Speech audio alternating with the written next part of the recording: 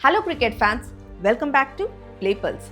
Today we are discussing a troubling topic that is shaking the very foundation of cricket, that is doping scandals.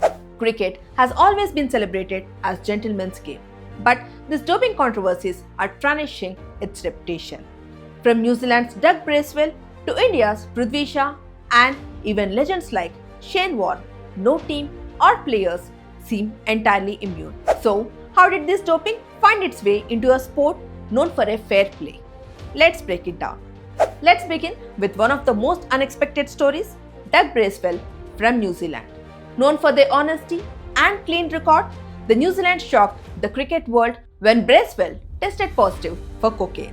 He received a 1-month suspension, but the real question is, how did a player from such a disciplined team end up in this situation? Even if New Zealand can be affected, what does this mean for the rest of the cricketing world? Next, we turn to India, where cricket is more than just a sport. It's a way of life. Unfortunately, even here, doping scandals have cast a shadow. Prithvi Shaw, one of the brightest young talents, faced an 8-month ban in 2019 for consuming a banned substance in cough syrup. It was deemed an unintentional mistake, but it highlighted the lack of awareness among players. Yusuf Pathan, a World Cup winning hero, was banned in 2017 after testing positive due to medication. And then there is Pradeep Sangwan, a domestic cricket veteran who faced an 18-month ban during the IPL 2013 for violating anti-doping regulations. While Sangwan didn't make it to the international stage, his case reminds us that doping isn't limited to global stars. It's an issue that affects players at every level.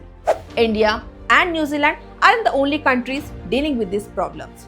Let's take a quick look at some of the notable cases. Wesley Madwere and Brandon Mavuta from Zimbabwe were recently suspended for alleged drug use, adding to the struggles of a team already fighting for relevance.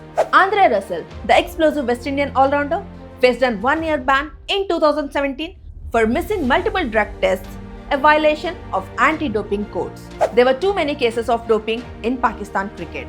Before Mohammad Asif's international career ended once and all in 2010, the right-arm pacer were found guilty of using a banned drug named Nandrolone in 2006. Shoaib Akhtar was also part of the controversy, where Akhtar faced a ban of a couple of years. Abdul Rahman from Pakistan was banned for 12 weeks in 2012 after consuming cannabis during his stint in England. Even cricket legends aren't exempt.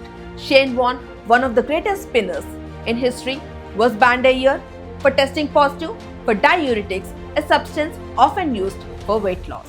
And let's not forget Sri Lanka's Upul Taranga, who received a 3-month ban for a doping violation during a major tournament. These cases aren't just about breaking rules. They reveal the immense pressure players face today. Cricketers play almost year-round, leaving the little time for recovery.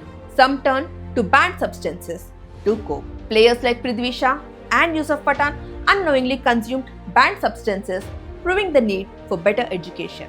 The fame and stress of modern cricket sometimes lead players to risky choices, including recreational drug use. Whether it is a young player or a seasoned legend, these factors create a dangerous environment where doping can happen. So, to safeguard cricket's reputation, here's what needs to happen. Educate players on anti-doping rules to prevent accidental violations. Provide cricketers with tools to handle the pressure of the game. Ensure doping rules are followed, but also offer players the help they need to avoid falling into the bad habits. Cricket isn't just about winning, it's about upholding values like fair play and sportsmanship. Protecting these values is essential for the future of the game. From Doug Bracewell's cocaine scandal to Pradeep Sangwan's IPL ban, doping cases remind us that no player or team is above this growing issue. The question is, how will cricket respond? Will it focus on stricter punishments, or will it prioritize education and mental health? Let me know your thoughts in the comments below, and if you like this video, don't forget to like, share and subscribe to Play Pulse. This is Mansa Channa Pragada signing off.